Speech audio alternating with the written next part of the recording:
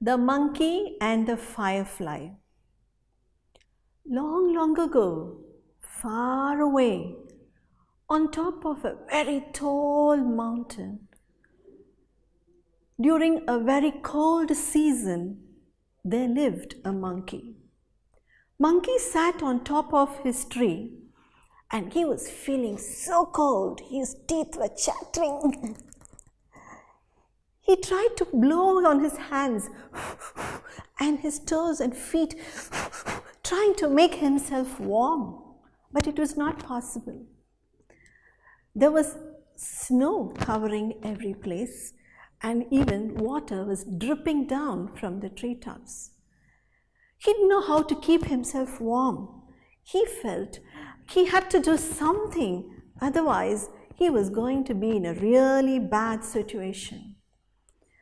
Monkey's, the tip of his nose, his eyebrows was covered with icicles. It was so cold, he was shivering. And he was sitting on top of the tree, trying to find if he could find any kind of help, he could seek help. He thought, maybe if I go down the tall tree, go down and gather all the dead leaves and make it into a blanket, it will keep me warm. So quickly he got down from the tree. He came down and he sat down at the base of the tree and collected all the leaves and covered himself with it. He waited for a few minutes. No hope. He was still cold. Then he thought, let me go up the tree and let me see what I can do. He again climbed back to the tree and was looking. Far away, he saw someone walk into a clearing some distance from him. The man was carrying a gun. Must be a hunter, thought the monkey. The hunter quickly came down, placed his gun under the tree and took out his backpack, placed it on the ground, and there he gathered some dried sticks that were lying around. He placed them on a cone on the floor in a circle, and then he took out a matchbox and he lit srak and he set it to the dried leaves and twigs. Quickly the fire started burning. The hunter stretched out his hands, warmed himself. He stretched out his boated feet, trying to get warm. Monkey was watching from the top of the tree. He said, what an amazing plan. There is this hunter who has a fire. Let me go, and if I can share the fire. Quickly, he came down from the tree, ran. He froze. He remembered, this was a hunter. No way he could go near a hunter. So he quickly hid behind a tree, looking this way and that. From behind the tree, he tried putting out his legs. Maybe his feet will get warm. Oh no, maybe his hands will get warm. He stretched out and tried to put his hands out. And then he said, maybe my tail. It felt better, but he didn't feel warm enough. The fire was so near, but so unreachable. Monkey thought, okay, I saw how he made the fire. Maybe I can make a fire myself. He quickly ran back to his own tree. There he got down and he collected the twigs, the dried leaves. He set it out into a cone like that. Once it was ready, he didn't have a matchbox. How was he going to light it? What could he do? Then it was at that moment he heard something. He heard a tiny voice singing, la la la la la la la la la la la la la la la la la la, flying and coming. It was a glowworm, Min Minnie.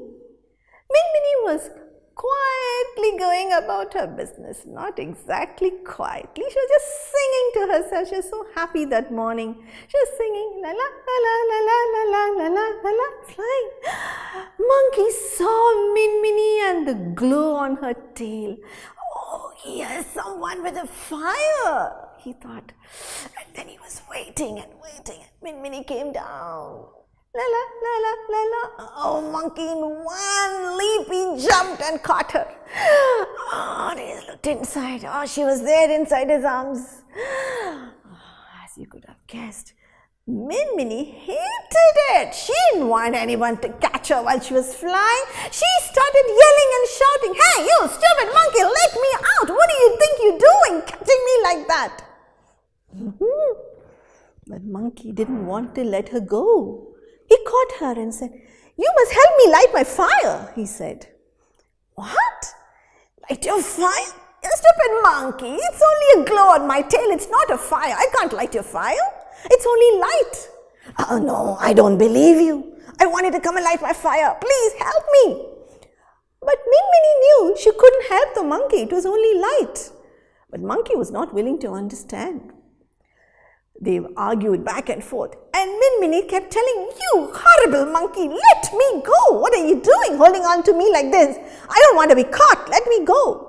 But monkey, who had no other recourse, thought, some way, some means, somebody is going to help him. So he kept telling, no, Minnie, you have to light my fire." Not only did he say that, he caught her and he put her into the tiny cone of twigs and leaves so that she couldn't escape. Minnie stood there holding the twigs, not able to come out, shouting at him. He said, "Monkey, let me go, let me go," she shouted again and again. But Monkey, who was shivering, his fingers and toes so cold, said, "Please light my fire." Minnie decided there was no way you could speak reason with such an unreasonable person. Even the monkey looked mad to her. She decided, let me go along with him and see what happens. So she said, Okay, monkey, set me free. I will go out and I will get you a fire. Monkey thought this was a good plan. So, you sure you'll get me a fire? He said. Yes, I will help you light a fire. Let me out. Come on, get me out. And slowly monkey leaned forward to remove the sticks. Minnie had no intention of coming back or to help the monkey in any way. But as soon as the sticks were removed and she came out, she wanted to escape. Quickly she flew. But as soon as she went high enough, she stood there and she turned around and looked at Monkey. Monkey was sitting down at the base of the tree. He was huddled. His toes and fingers and his teeth chattering.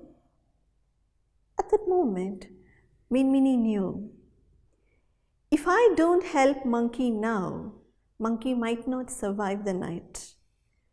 She knew that she was the only person there who could help Monkey. All right, she gave a sigh, and then she flew and she came to the hunter's fire.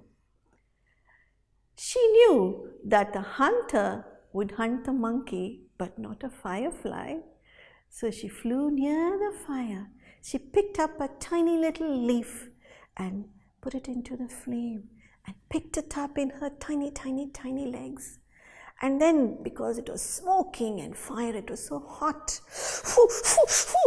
she held on to the tiny leaf and she flew and she flew and she flew hurriedly before her legs could get singed. She came quickly to the cone of twigs that Monkey had set down on the ground. She dropped her burning leaf into the twigs. And soon there was a fire. The leaves began to catch, the twigs caught, became a fire. Oh, Monkey was so happy. He ran and he said, "Oh, thank you, Minmini, thank you so much, he said. And then he warmed his feet, he warmed his legs, he warmed even his tail. And that was how Monkey and Firefly became friends for a long time.